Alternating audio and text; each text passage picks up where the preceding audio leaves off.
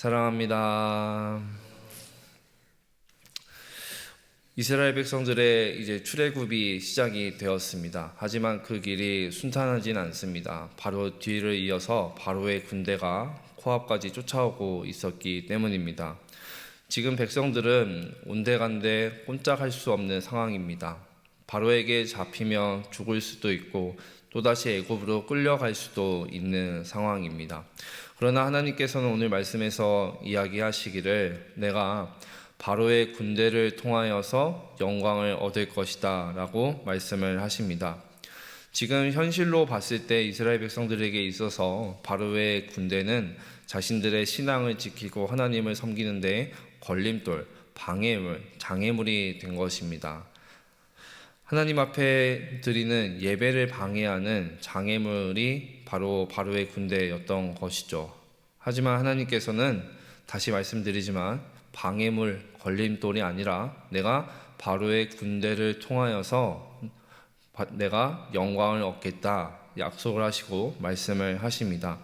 그 하나님의 영광을 위한 도구로 사용하시는 것이죠. 하지만 현실은 전혀 그렇지 않았습니다. 백성들은 오늘 본문 11절과 12절 말씀을 보시면 그들의 마음을 고스란히 우리가 느낄 수가 있는데 정말로 지금 어떻게 할 수 없어서 안달복달하면서 원망을 품고 또 소리를 지르며 두려워하고 있는 모습을 보이고 있습니다.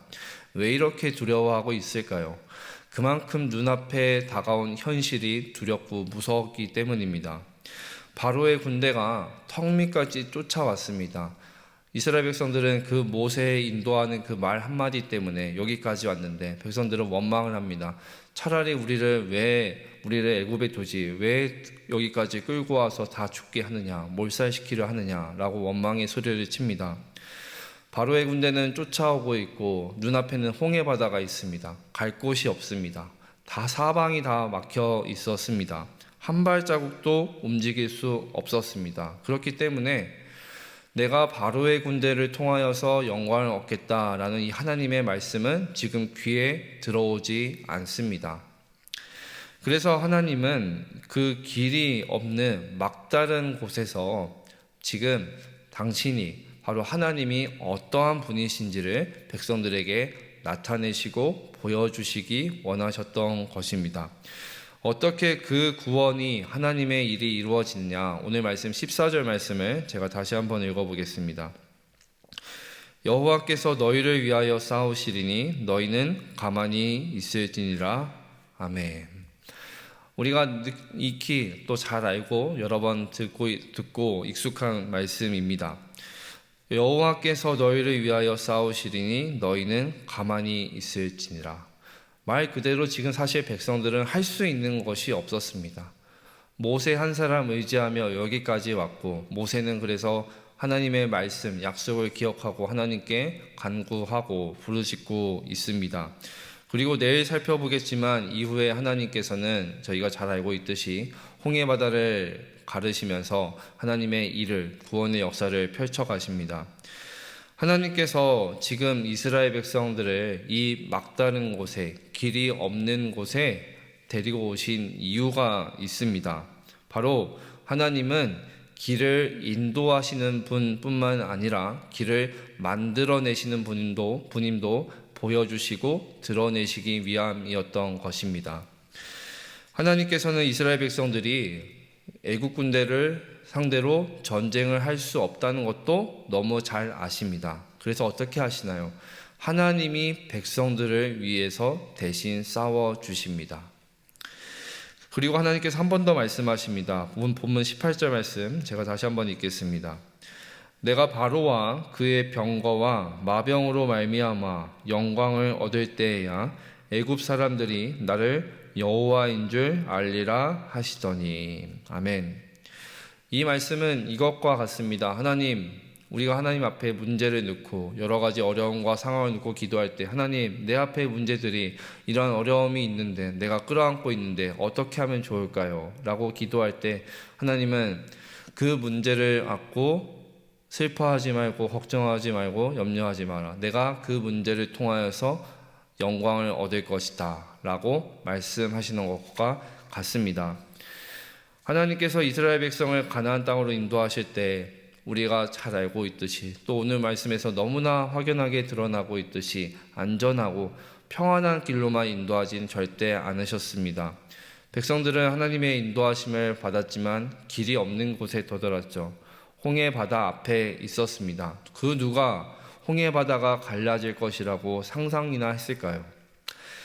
하지만 하나님께서는 그 막다른 길에서 당신의 백성들을 위해서 대신 싸우셨고 대적들을 물리치셔서 그 대적들을 통하여서 정말 하나님이 백성들에게 있어서 어떤 분이신지 드러내셨고 보여주셨습니다. 우리는 세상 속에 살고 있기 때문에 눈에 보이는 것 너무나 중요하게 생각하며 살아갑니다. 맞습니다. 눈앞에 보여지는 상황 너무 중요합니다. 하지만 그 눈앞에 보여지는 상황 때문에 우리의 신앙이, 우리의 마음이 얽매여져서는 안 됩니다. 그래서 성경은 계속해서 우리에게 말하기를 눈에 보이는 것을 쫓지 말고 너희의 믿음을 지키라, 마음을 지키라 라고 이야기합니다. 우리도 삶의 자리에서 때로는 홍해 바다를 만난 것과 같은 상황을 또 시간들을 마주할 때가 있습니다. 앞이 보이지 않습니다. 사방이 다 막혀 있습니다. 이때 우리가 기억해야 할 것, 바로 오늘 말씀에서의 하나님이 나에게 어떠한 분이신지 기억해야 합니다. 하나님은 길을 만드시는 분뿐만 아니라 길을 인도하시고 펼쳐주시는 분이란 사실입니다. 그 하나님만을 우리가 신뢰하고 하나님의 그 말씀 가운데에서만 우리가 반응하며 나아갈 때 어쩌면 그 홍해 바다는 시련의 자리, 어려움의 자리, 고난의 자리가 아니라 하나님의 사랑과 은혜를 충만히 느낄 수 있는 은혜의 자리가 될 줄 믿습니다. 하나님께서 그러한 상황을 우리에게 주시는 이유도 분명히 있습니다. 왜냐하면 하나님이 어떠한 분이신지 다시금 바라볼 수 있도록 우리의 믿음을 더욱 견고하게 하시기 위함입니다. 어려움을 만났을 때 하지만 평온한 마음을 지킨다는 건 결코 쉬운 일이 아닙니다. 어렵습니다. 무너지기도 하고 좌절하기도 합니다. 그래서 오늘 말씀에서 가만히 있으라, 하나님께서 너희를 위하여 싸울 것이다 라고 하시는 말씀은 문자 그대로 가만히 있는 것이 아니라 바로 우리를 위해서 일하시는 하나님을 바라보라는 것, 순종하라는 것, 곧 결국 믿음을 가리키는 것입니다. 말씀을 정리합니다.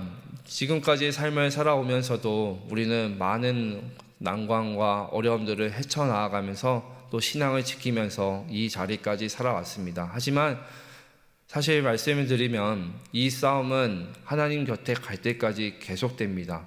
우리에게 있어서 신앙을 지키는데, 하나님을 바라보는데 방해물과 같은 것들, 걸림돌, 장애물 같은 것들이 계속 되어질 것입니다.